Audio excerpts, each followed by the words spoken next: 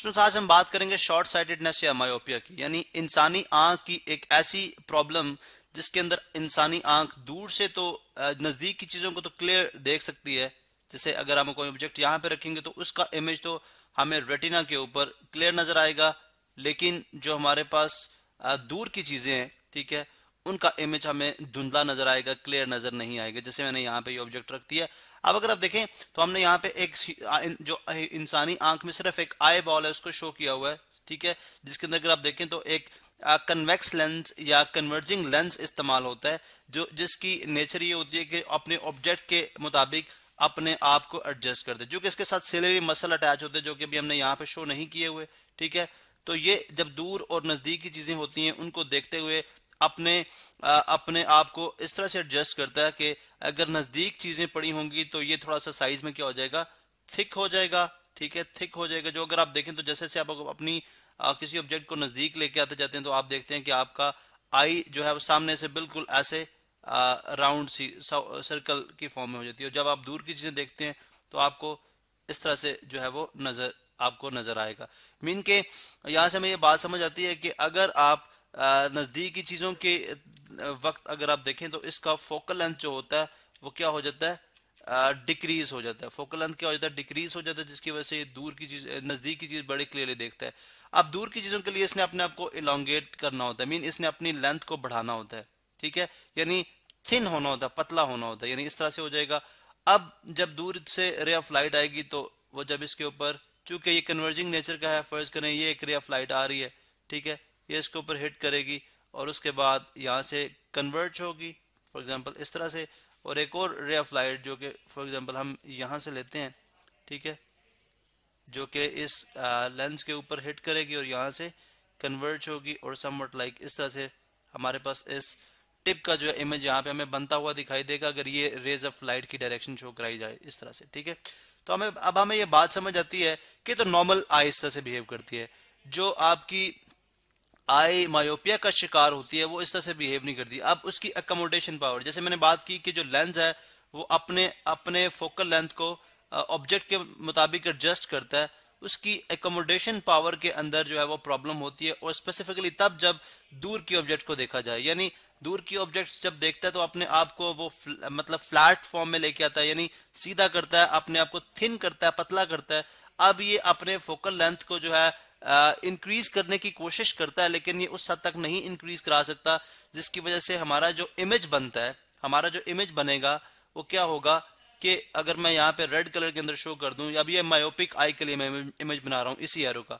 अब ये क्या होगा कि आप इसने अपने आप को थिन किया, लेकिन रे ऑफ लाइट जो इसके ऊपर इंसिडेंट कराई हमने, वो जब इसके ऊपर फॉल कर रही है तो बजाय यहाँ पे यहाँ पे इस तरह से कन्वर्ज होगी, वो क्या करेगी, उसका फोकल लेंथ, वो अपने फोकल लेंथ को इंक्रीज नहीं कर पाएगी, बल्कि थोड़ा सा मैं इसको इस तरह शो कर दूं, फोकल लेंथ को इंक्रीज नहीं कर पाएगी, और इस तरह से उसका जो इमेज बनेगा समवट, ठीक है, इस तरह से जो इसका इमेज बनेगा वो समवट, अगर आप देखें यहाँ पे दोनों रेज मीट कर रही हैं, ठीक है, यहाँ पे ये दोनों रेज मीट कर रही हैं, जो कि अगर आप देखें तो विट्रियस बॉडी है, this is called vitreous body, यानी ऐसी स्पेस, ऐसी फ्लूइड बॉडी जो कि आपके रेटिना, दिस इज रेटिना, ठीक है, आर फॉर रेटिना, ठीक है। चले हम इसको इस तरह से मेंशन करते हैं, दिस पार्ट इज रेटिना, ये हमारे पास क्या है, रेटिना है, जिसके ऊपर इमेज हम हासिल करते हैं, और ये बेसिकली लेंस है। तो लेंस और रेटिना के दरमियान जो स्पेस है, जो कि विट्रियस बॉडी है, ठीक है, उसके ऊपर जो है रेज ऑफ लाइट कन्वर्ज हो जाती हैं और हमें इमेज जो है वो ब्लर नजर आता है, ठीक है। अब हमने क्या करना है, बेसिकली हमने इस प्रॉब्लम को ओवरकम करना है। अब ये प्रॉब्लम दो वजह से आता है, एक तो ये है कि इसकी हाई कन्वर्जिंग पावर है, यानी जो आपका लेंस है उसने अपने आप को थिन तो किया है, लेकिन वो इस हद तक थिन नहीं कर सका कि अपने फोकल लेंथ को इंक्रीज कर दे, यानी अगर इसका फोकल लेंथ समवट इधर होता तो अगर आप इसका फोकल लेंथ देखें इंक्रीज करते जाएंगे तो ये जो इमेज आपका शिफ्ट करता जाएगा टुवर्ड्स रेटिना, और आप एक क्लियर इमेज हासिल कर सकेंगे। लेकिन चूंकि हाई कन्वर्जिंग पावर या इस जो आपका आई बॉल है उसका साइज इंक्रीज कर जाता है, साइज इंक्रीज कर जाने की वजह से आप देखें तो आपका रेटिना जो होगा, ठीक है, वो somewhat away from the lens हो जाएगा, उस वजह से भी जो है आपका जो रेज ऑफ लाइट कन्वर्ज होंगे, जो इमेज बनेगा वो रेटिना से आगे बनेगा, ठीक है, उसके फ्रंट पे बनेगा, इस वजह से भी आपका ये डिफेक्ट आ सकता है। अब इसको ओवरकम करने के लिए व्हाट डू वी डू, हम क्या करते हैं। अब इस चीज को स्टडी करने के लिए हम अगेन यहाँ पे मैं एक कन्वर्जिंग लेंस यूज करूंगा, कन्वर्जिंग लेंस। चलें ये मैंने, यानी आपने स्पेक्टिकल्स यूज की, आई मीन डाइवर्जिंग लेंस, मैं अगेन कन्वर्जिंग कह रहा हूँ। आपने ग्लासेस, सन ग्लासेस जिसको हम एनक कहते हैं, हमने आपने एनक यूज की जो कि किस लेंस से बनी हुई है, डाइवर्जिंग लेंस से। डाइवर्जिंग लेंस क्या करेगा कि रेज ऑफ लाइट को पहले डाइवर्ज कराएगा, ठीक है। यानी अगर आप देखें तो मैं अब यहां से ऐसे करूंगा जी, येलो कलर के अंदर आपको शो कराता हूँ, येलो कलर के अंदर कि अब जो ये रे ऑफ लाइट आ रही है, रेड के अंदर हमने डायरेक्शन शो नहीं की, अगेन यही डायरेक्शन होगी हमारे पास, ठीक है,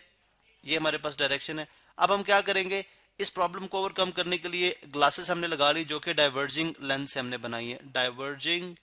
डाइवर्जिंग लेंस, ठीक है। अब ये डाइवर्जिंग लेंस क्या करेगा, डाइवर्जिंग लेंस क्या करेगा जी कि इस जो दूर ऑब्जेक्ट है पड़ा हुआ उसको नजदीक दिखाएगा। किस तरह से कि जो रे ऑफ लाइट यहाँ पे देखें, यहाँ से ये डाइवर्ज कराएगा, यानी येलो कलर के अंदर मैं शो करूं तो ये एक रे ऑफ लाइट आ रही है, ठीक है, जो कि मायोपिक आई के अंदर आ रही थी। अब क्या हुआ, आगे आपने ग्लासेस में से पास करेगी, अब ये डाइवर्जिंग के केस में ये रे ऑफ लाइट को डाइवर्ज कराएगा इस तरह से, ठीक है। अब डाइवर्ज कराएगा, अब जब ये डाइवर्ज हो जाएगी ये इस तरह से आ जाएगी, ठीक है। और इसी तरह से अगर आप देखें तो,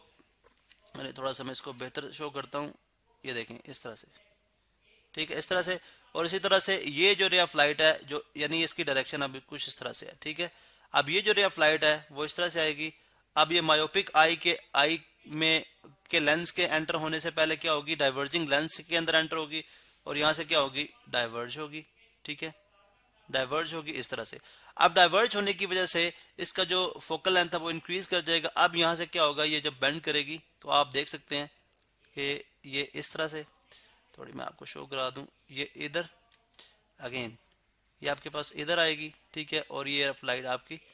इधर आएगी। तो इस तरह से आपके पास रेटिना के ऊपर इमेज बन जाएगा, जिसकी वजह से हमारा जो वो प्रॉब्लम था वो ओवरकम हो जाएगा। अब अगर आप देखें तो इन रेज को मैं ट्रेस बैक करूं, कैसे, हमने बोला कि इस दूर के ऑब्जेक्ट को नजदीक शो करा रहा है, कैसे, अगर मैं इन रेज को ट्रेस बैक करता हूं, ठीक है, इसी तरह से, ठीक है, ये अगर आप देखें तो इधर जा रही थी, इसको भी मैं अगर मतलब यहां से ही डाइवर्ज हुई, अगर मैं इसको भी ट्रेस बैक करूं, ठीक है, तो हमें फील होगा कि ऑब्जेक्ट हमारा आप किधर, यहाँ पे पड़ा हुआ था, ठीक है, ऑब्जेक्ट हमारा आप कहीं यहाँ पे पड़ा हुआ था। तो दूर का जो ऑब्जेक्ट है वो आपको नजदीक पड़ा हुआ दिखाई देगा जब आप डाइवर्जिंग लेंस वाली ग्लासेस यूज करेंगे, अगर आपकी आई साइट जो है वो मायोपिया के शिकार है। तो अब देखें इसने क्या किया कि रेज ऑफ लाइट को बिल्कुल एजेस से पास कराया, जिसकी वजह से जो फोकल लेंथ था वो इंक्रीज कर गया। पहले देखें फोकस यहाँ पे, यानी यहाँ से पास करी थी, ठीक है, अब वो यहाँ पे फोकस हो रही है, फोकल लेंथ इंक्रीज कर गया, जिसकी वजह से आपका वो इमेज जो कि आपके रेटिना के सामने बन रहा था अब एग्जैक्टली रेटिना पे बन रहा है, और इस तरह से आपने शॉर्ट साइटेडनेस का जो प्रॉब्लम था वो आपका ओवरकम हो गया।